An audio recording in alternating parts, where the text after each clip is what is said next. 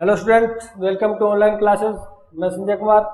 हम जो +1 का इकोनॉमिक्स का चैप्टर कर रहे थे, केंद्रीय प्रवृत्ति की माप, उसको आगे कंटिन्यू करते हैं। देखो, इससे संबंधित केंद्रीय प्रवृत्ति के माप के अंदर हमने ये कहा था, इसके अंदर आप 3 प्रचलित माप को पढ़ते हो। कौन कौन से? एक तो आप पढ़ते हो समांतर माध्य, एक आप पढ़ोगे माध्यिका और एक आप पढ़ोगे बहुलक। यानी ये 3 प्रचलित माप आपको पढ़ने हैं इस पूरे जो आपका लेसन है। इसी लेसन की हम बात करें तो हमने समांतर माध्य को पढ़ना शुरू किया था। तो समांतर माध्य के जो आंकड़े थे, एक तो आपने असमूहित जो आंकड़े थे उनके हमने समांतर माध्य निकालने की बात की थी। एक जो समूहित आंकड़े हैं उनके द्वारा हम क्या करेंगे, समांतर माध्य को ज्ञात करेंगे। जो हमारा स्टार्टिंग चल रहा था वो असमूहित आंकड़ों से जो समांतर माध्य ज्ञात है वो चल रहा था। असमूहित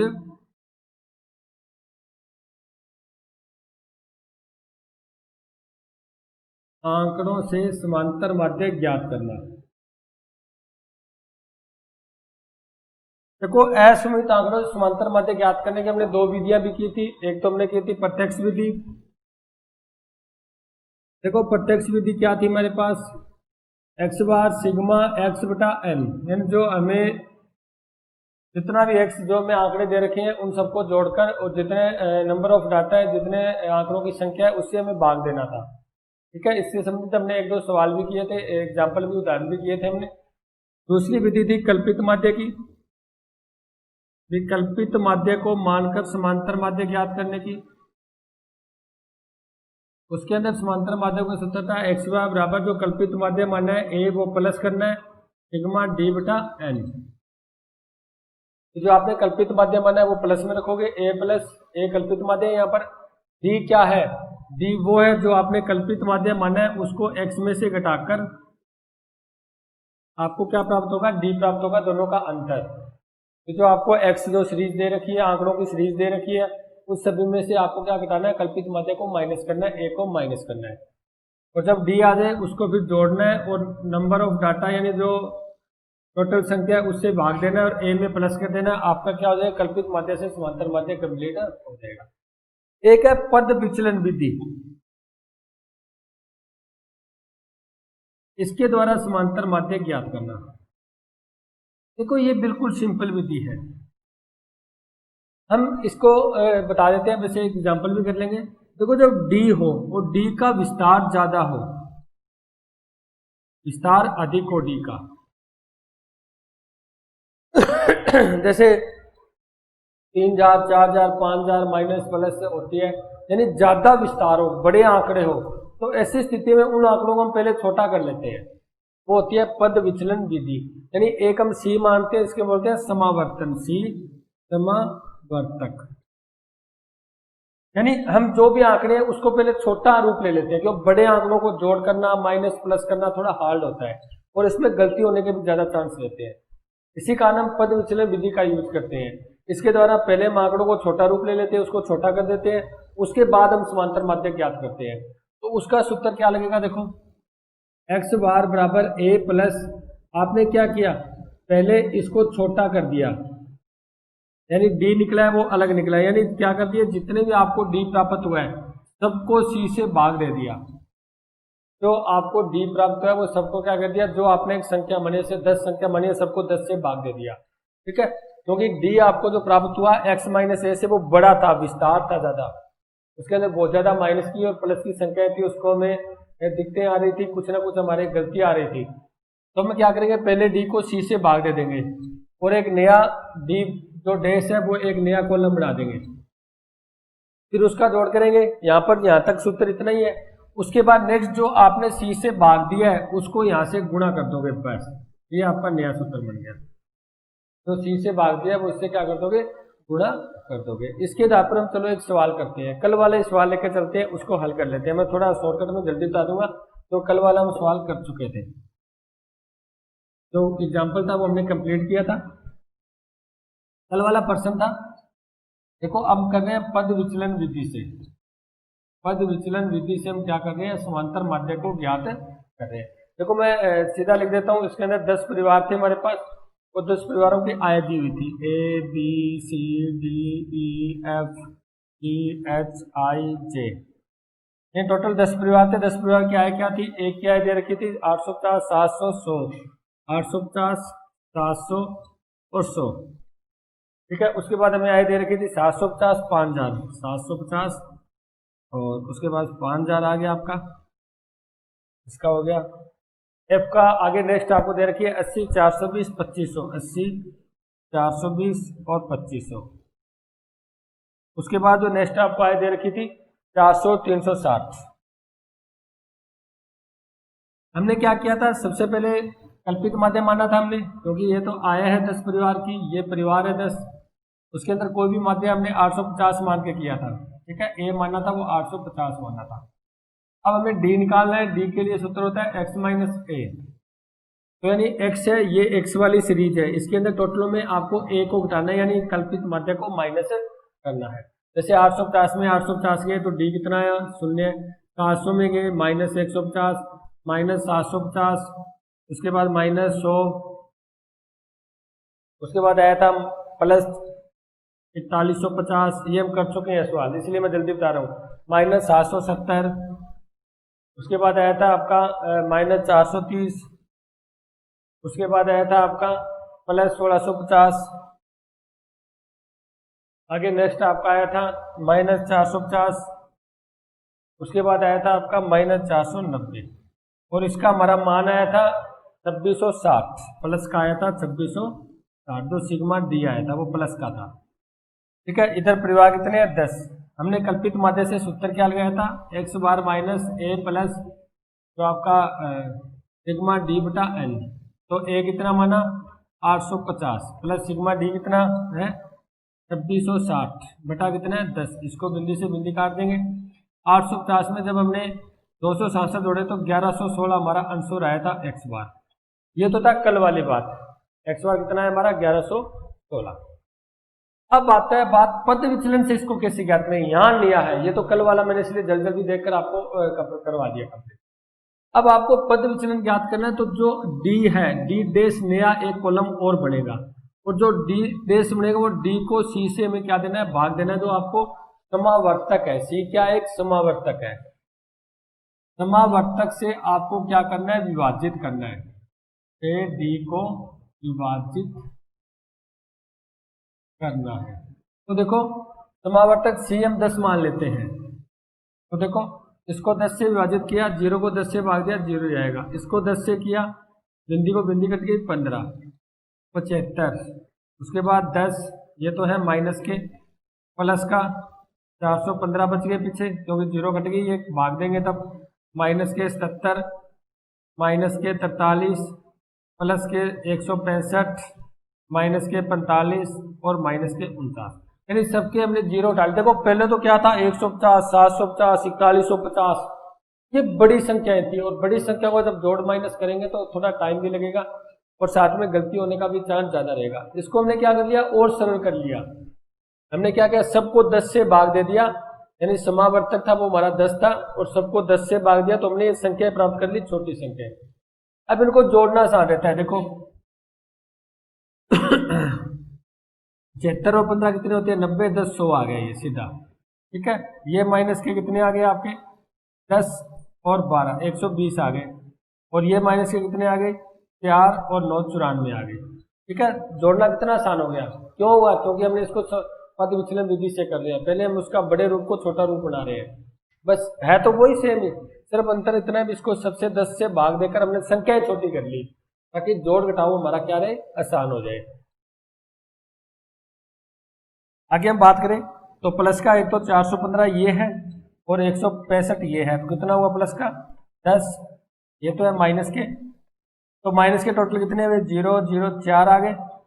उसके बाद 9, 2, 11, 11, 1, 2, 3, यानी 314 आ गए। इधर प्लस के 415, 165 कितने होते हैं? 10 और 1 आ गई, 7, 1, 8 और 4, 1, 580 हो गया। 580 में 314 माइनस के घटा देंगे, कितने बचे? 9, 9 कहाँ? 10 में से 4 गए 6, 7 में से 1 गया 6, और 5 में से 3 गए 2, कितने आए प्लस के 267 आ गए हमारे पास। तो आपका सिग्मा डी डैश आया है वो प्लस 267 आया है। ठीक है, तरीका वही है, सेम ही है, माइनस को अलग जोड़ दो, प्लस को अलग जोड़ दो, प्लस की संख्या बढ़ी है तो प्लस का मान आ जाएगा, माइनस की संख्या बड़ी होती है तो माइनस। अंतर क्या किया है, हमने सिर्फ एक नया कॉलम बनाया है, और वो कॉलम कैसे तैयार किया है, सबको 10 से भाग देकर ताकि संख्याएं छोटी हो जाए। बस अब वो सूत्र लगा दो पद विचलन विधि का, एक्स वाई बराबर ए प्लस सिग्मा डी बटा एन। अब जो आपने 10 से भाग दिया है उसको नए सूत्र में 10 से गुणा करना, और कुछ ही नहीं है, बस जिससे आपने भाग दिया उससे क्या कर दो, सूत्र में गुणा लगा दो। ठीक है, तो एक्स वाई बराबर ए कितना है हमारा 850 प्लस सिग्मा डी डैश, यानी इसका योग नहीं लिखना हमें, इसका योग लिखना है, कितना है 266 बटा एन कितना है 10 परिवार थे गुणा सी टोटल कितना है हमारे पास, सी कितना माना था 10। अब 10 से 10 को काट दिया हमने, ठीक है, बचा क्या हमारे पास 850 प्लस 266, और अब इनको जोड़ दो 6 4 5 11 सलाई 1 10 से 11 कितना आया एक्स बार 1150, और यहाँ पर भी कितना आ रहा है 1150। यानी कोई अंतर नहीं है, सिर्फ अंतर इतना ही है इसका एक समावर्तक के रूप में हम यहाँ पद विचलन विधि का कर रहे हैं। अगर पद विचलन विधि है यानी जब आप डी निकाल रहे हो उस डी को छोटा कर दो बस, यानी 10 से भाग दे दो, जैसे सबको 10 से भाग देंगे छोटा हो जाएगा। अब इसका योग नहीं होगा, इसका योग होगा, ठीक है। और जो आपने जिससे भाग दिया है उसको प्लस माइनस कर दो, जो भाग दिया है उसको आगे सूत्र में क्या कर दो गुणा सी कर दो। इतना सूत्र तो हमारे पास इसका भी है। हमने क्या किया, नए कॉलम का योग किया और सी से गुणा कर दिया, बस ये आपकी पद विचलन विधि कंप्लीट होती है, सिर्फ इतना ही है। अब आपके असमूहित आंकड़ों से जो समांतर माध्य ज्ञात करते हैं उसकी तीनों विधि कंप्लीट हो चुकी है, प्रत्यक्ष विधि, कल्पित माध्य से, और जो पद विचलन से जो हम समांतर माध्य ज्ञात करते हैं। पद विचलन के द्वारा सिर्फ एक आप सी देखना है आपको, ठीक है, जो जिससे भाग दोगे उसको लास्ट में गुणा कर दो सूत्र में, आपका कंप्लीट हो जाएगा, ठीक है। चलो ठीक है, अब आगे हम नेक्स्ट बढ़ते हैं।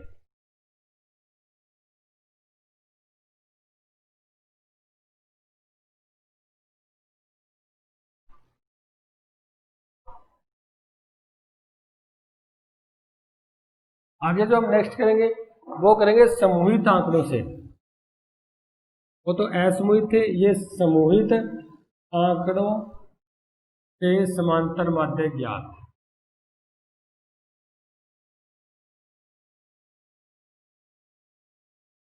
यहां पर हम समूहित आंकड़ों से करेंगे। देखो समूहित क्या है, जो समूह में होते हैं, जैसे मैं यह लिख दूं x 5 4, या मैं इसे लिख दूं 30 40 50 60, इसकी 12 बात आ जाए, जैसे 2 4 3 6, इसका मतलब 30, 2 परिवार ऐसे हैं जिनकी आय 30 के बराबर है, 4 परिवार ऐसे हैं जिनकी 40 है। यानी जब समूह में आए हो, जैसे मैं ये लिख दूं 2 4 2 4 3 2 4 3 5, इसका मतलब 2 आया है वो कितनी बार आया है 3 बार, 4 आया है वो कितनी बार आया है 3 बार, 3 कितनी बार आया है 2 बार, 5 कितनी बार आया है 1 बार। ये समूह में आंकड़े हैं।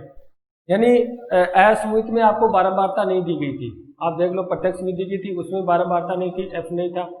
आपने कल्पित माध्य किया था उसमें भी बारंबारता नहीं थी, और आपने पद विचलन विधि की थी उसमें भी बारंबारता नहीं। इसमें आपको बारंबारता मिलेगी, समूह मिलेगा। जैसे 30 का समूह 2 है, 40 का 4 है, यानी 40 4 बार आए, 50 3 बार आए, और 60 है वो 6 बार आए, यानी समूह में मिला है आपको, ठीक है। तो हम समूहित विधि द्वारा क्या करने वाले हैं, आपका समांतर माध्य ज्ञात करने वाले हैं। इसका हम सूत्र से ही आपके जो उदाहरण है उससे ही शुरू करेंगे।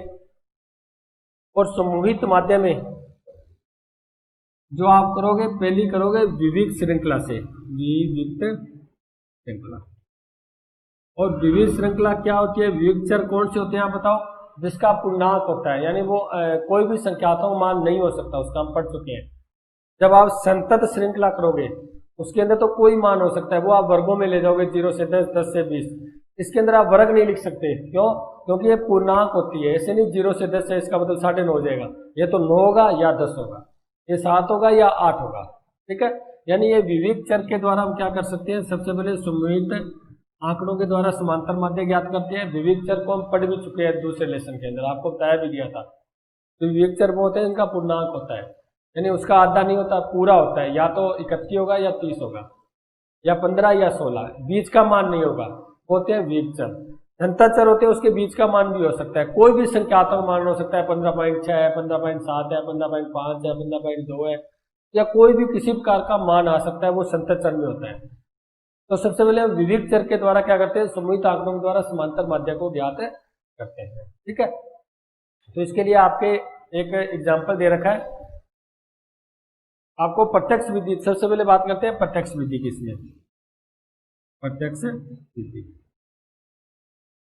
ठीक है, इसको मैं थोड़ा ऊपर लिख देता हूं ताकि पूरा आ जाए। प्रत्यक्ष विधि को हम कंप्लीट करते हैं। इसके अंदर आपको एक उदाहरण दे रखा है किताब में, भूखंड का आकार दे रखा है, इधर दे रखा है भूखंड का आकार, तो दे रखा है आपका वर्ग मीटर में, किसमें दे रखा है, वर्ग मीटर में, और ये आपका x है। इधर आपको दूसरे कॉलम में दे रखा है भूखंडों की संख्या,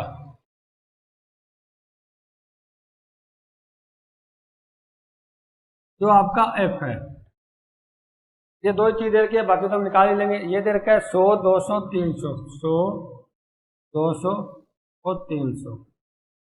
इधर आपको दे रखा है 200, 50 और 10, 200, 50 और 10। अब इसको ध्यान से देखो आप, यानी आपको क्या दे रखा है, समूह दे रखा है। क्या समूह दे रखा है कि 100 ऐसे भूखंड का आकार है वर्ग मीटर, ऐसे 100 वर्ग मीटर, 100 भूखंड ऐसे है जो 100 वर्ग मीटर के बराबर है, यानी ऐसे खेत, ऐसा भूखंड जिसका 100 वर्ग मीटर एरिया है, आकार है, वो टोटल कितने हैं, 200 है। ऐसे भूखंड जिनका आकार 200 वर्ग मीटर के बराबर है, वो एरिया कितने हैं, 50 है, यानी 50 है, वो आप कह सकते हो जैसे वो भूमि का टुकड़ा है एक। 300 वर्ग मीटर भूमि के टुकड़े कितने हैं, टोटल 10 है। 100 वर्ग मीटर भूमि के टुकड़े 200 है, इसका मतलब 100 आया है वो 200 बार है। 200 वर्ग मीटर भूमि के टुकड़े 50 है, इसका मतलब 200 आया वो 50 बार है। और 300 वर्ग मीटर भूमि के टुकड़े 10 है, यानी जो 300 आए हैं वो 10 बार आए। अब आपको क्या करना है, आपको समूहित आंकड़ों द्वारा, ये समूहित आंकड़े हैं, कौन से हैं, समूहित, क्योंकि ये समूह में दे रखे हैं 200, 50 और 10। इसके द्वारा प्रत्यक्ष विधि द्वारा आपको क्या करना है, समांतर माध्य को ज्ञात करना है। इसके लिए होता क्या है, ध्यान रखना, अगर आप एक दिमाग में डाल लो, अगर आपको x भी दिया हो और f यानी बारंबारता भी दी हो, x भी दिया है और बारंबारता भी है, ऐसी स्थिति में आपको क्या करना पड़ता है, fx निकालना पड़ता है। क्या करना पड़ता है, fx निकालना पड़ता है, यानी f को x से क्या करना पड़ता है, गुणा करना पड़ता है। अगर ये आपको x, देखो पीछे जितने भी हमने असमूहित आंकड़े पढ़े थे उसमें सिर्फ आपको x दिया था, f नहीं दिया था, तो उसमें गुणा करने की जरूरत नहीं थी, क्योंकि f था ही नहीं, बारंबारता था ही नहीं अपने पास। यहाँ पर बारंबारता है तो f को x या x को f से क्या करना पड़ता है, गुणा करना पड़ता है। देखो मैंने 200 को 100 से गुणा किया, कितना आया, 20,000। मैंने 200 को 50 से गुणा किया, 5 दूनी 10 और 3 जीरो लग जाएगा, यानी 10,000। मैंने 300 को 10 से गुणा किया तो ये आया 3,000। अब मैं क्या करूंगा, सिग्मा एफएक्स कर दूंगा, यानी इन एफएक्स का योग, क्योंकि आपका सूत्र क्या कहता है, जो प्रत्यक्ष विधि का, प्रत्यक्ष विधि का जो सूत्र है ना, वो देख लो, एक्स बार बराबर सिग्मा एफएक्स बटा सिग्मा एफ। ये क्या है, ये नंबर ऑफ डाटा ही है और कुछ नहीं है, क्योंकि देखो 100 200 बार आया, इसका मतलब 200 बार तो वो हो गया, तो 250 बार आया यानी 250 बार हो गया, 310 बार आया यानी 260 बार हो गया। अब 260 बार लिखेंगे तो उसकी गिनती करेंगे तो 260 ही आएगा, तो उसको अलग अलग न लिख के समूह में लिख दिया गया है। इसी कारण ये एक नंबर ही ऑफ डाटा ही है, यानी एक संख्या ही है। इसका मतलब आपको क्या करना है, सिग्मा एफ करना है, और ध्यान रखना सिग्मा एफ होता है ना, वो भी बता देता हूँ, वो एन के बराबर होता है, ये ध्यान रखना बात। हमने असमूहित आंकड़ों में एन लिख रहे थे ना, यहाँ पर एफ लिख लेंगे, एक ही बात है, क्योंकि एन होता है वो एफ को ही बताता है, ये कितनी बार आया वही तो बारंबारता है, बार बार आना भी, जो आंकड़ा है, जो डाटा है वो कितनी बार आया है, तो वो नंबर ही तो है, नंबर ऑफ डाटा ही तो है, ठीक है। जो डाटा है, जो आंकड़े, उनकी संख्या ही तो है, तो उसको जोड़ दो। ये शून्य पहला, ये दूसरा, ये तीसरा, ये 3 आ गया आपका, और 2 और 1, ये 3 आ गया। कितना आ गया आपके पास? 33,000। देखो इसको जोड़ दिया, वो गलती नहीं मत कर देना, इसको जोड़ दिया, इसको जोड़ दिया, इसको 3 आ गया, ये 3 आ गया, ठीक है। ये हमारे आगे टोटल 33,000। अब सूत्र में लिख दो इसको। ये कितने आए? 200, 0, 5 और 1 6, और 260 आ गए। सूत्र क्या कहता है? एक्स बार बराबर सिग्मा एफ एक्स कितना है? 33,000 बटा सिग्मा एफ कितने? 260। यहाँ से यहाँ बिंदी को बिंदी से, शून्य से शून्य को काट दिया, और अब 3300 को 26 से गुणा कर देंगे, भाग कर देंगे, सॉरी 3300 को 26 से और 26 से भाग कर दो। 26 कम 26 आया आपका। देखो अगर आपको भाग आता है, अगर संख्या को काटना आता है, तो आप इसको और भी काट के हल कर सकते हो, ठीक है। काट कर हल कर सकते हो, संख्या छोटी कर सकते हो। इसे एक पाड़े से काटना होता है। जैसे मैं 2 से काटता हूँ उसको, तो 2 एकम 2, 6 दूनी 12, 5 दो 10, ये आया 1650। अब मैं इसको काट देता हूँ, 13 दूना 26। अब अगर करता तो अब भी काट सकते हैं, नहीं करता ना, 13 एकम 13, 3 33 नहीं करता। अब 1650 को क्या करते हैं? 13 से भाग देते हैं, क्योंकि संख्या थोड़ी छोटी हो गई। 1650 को 13 से भाग देते हैं। 13 एकम 13 कितने आए? 6 में 3 गए 3, ऊपर से 5, 13 दूना 26, कितने बचे? 15 में 6 गए 9, ऊपर से शून्य उतारा, अब कितना आएगा? 13 छिक्का 78, 13 7 91, तो 13 छिक्का 78, कितने बचे? 2, और यहाँ 1, 12 बच गए। अब पॉइंट लगा के 0 लगा देते हैं हम, ठीक है। अब आ जाएगा 13 निम्न, 13 निम्न नहीं होते क्या? 117, 13 निम्न कितने हो गए? 117, कितने बचे? 3, यहाँ शून्य लगा देंगे, 13 दूना 26, यानी ये भाग आया कितना है आपका? 126। एक्स वाई बराबर 126.92 आपका क्या आ गया? समांतर माध्य आंसर आ गया। देखो बिल्कुल सिंपल है, सिर्फ आपको थोड़ा सा चेंज करना पड़ेगा। देखो पहले तो आपको एफ दी नहीं थी, बारंबारता समूह में नहीं दिया था, समूह में नहीं दिया तो सीधा एक्स को योग करो, संख्या से भाग दो, आपका आंसर कंप्लीट है। यहाँ पर आपको साथ में एफ भी दिया हुआ है। क्या दिया हुआ है? एफ। देखो हम एक छोटा सा एग्जाम्पल लेते हैं, अभी एफ और इसका गुणा क्यों करते हैं, ध्यान से देखो। एक मैं यहाँ पर छोटा सा एग्जाम्पल लेता हूँ, मैं ऐसे लिख देता हूँ 2 4 2 4 2 6 8 5। इसका मान लेते हैं समांतर माध्य ज्ञात करना है। या तो मैं इसको ऐसे जोड़ दूं सबको, कितना मान आया? 2 4 6 6 2 8 8 4 12 12 2 14 6 20 28 28 और 5 33, कितना आया? 33। या मैं इसको वर्ग में लिख दूं, ये 2 कितनी बार आया? 1 बार 2 बार 3 बार, ठीक है। 4 कितनी बार आया? 1 बार 2 बार। 5 कितनी बार आया? 1 बार। 8 कितनी बार आया? 1 बार। और 6 भी 1 बार। अब इसका ये तो होगी एक्स, ये होगी इसकी बारंबारता। अब इसका गुणा कर देता हूं मैं, 3 दूनी 6, 4 दूनी 8, 5 एकम 5, 6 एकम 6, 8 एकम 8। अब इसको जोड़ो 6 और 8 कितने होते हैं? 14, 14 और 5 19, 19 और 6 25, और 25 और 8 33। अरे मान तो सेम ही आ रहे हैं ना। अगर आप उन सब जैसे इन 100 को, आंकड़ों को 200 बार लिख दो, 200 को 50 बार लिख दो, 300 को 10 बार लिख दो, तो ही मान कितना आएगा? 33 जारी आएगा। या इनका गुणा करके जोड़ कर दो तो भी इसका मान कितना आएगा? 33 जारी आएगा। तो समझ रहे हो, जैसे यहाँ 33 आ गया, यहाँ पर भी 33 आ रहा था।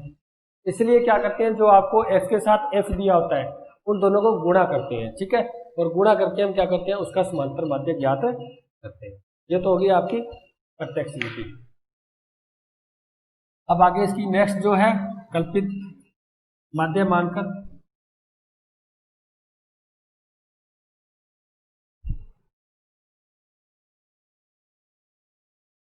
देखो आपको इधर का कल्पित माध्य मानकर, आपको क्या करना है? इसको तैयार करना है, कल्पित माध्य। आपको क्या करना है, इससे समांतर माध्य ज्ञात करना है, वो ही लेते हैं। इसके आधार पर करते हैं भूखंड की, जो भी आपको दे रखा है भूखंड का आकार दे रखा है इसके अंदर 200, 300 और 400 ये दे रखा था। उसके बाद आपको यहाँ पर 100 से है 100, 200 और 300। इसके बाद इसकी बारंबारता 250 और 10, 250 और 10। अब कहते हैं इसके अंदर आपको क्या करना है, कल्पित माध्य मानकर समांतर माध्य ज्ञात करना है। सवाल वही है, इसका हमारा आंसर आया था 126.92 आया था। देखते हैं वही आंसर आता है क्या। इसके अंदर कल्पित माध्य ध्यान रखना, हमेशा x में मानते हैं, f में मत मान लेना, ये बात ध्यान रखना भैया।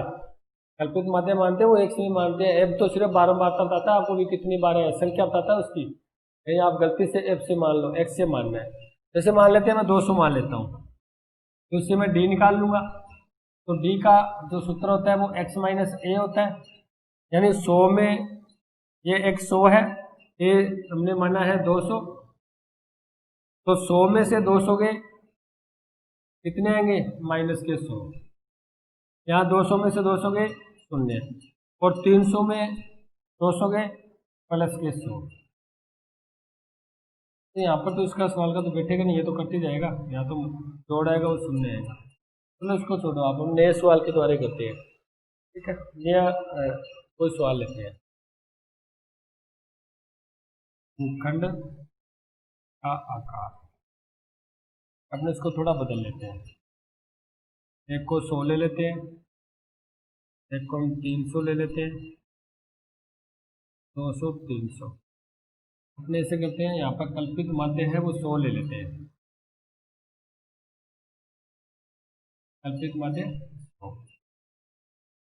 अब देखो 100 लिया तो 100 में से 100 गए 0, 200 में से 100 गए 100, और 300 में 100 गए 200। ये क्या है, प्लस किया, टोटल कितने हैं, प्लस किया, तो कोई मतलब नहीं है, प्लस किया तो कोई माइनस का है ही नहीं, तो प्लस माइनस वो माइनस वाली तो मैटर ही नहीं है। तो सीधा हम क्या कर देंगे, सिग्मा डी निकाल लेंगे।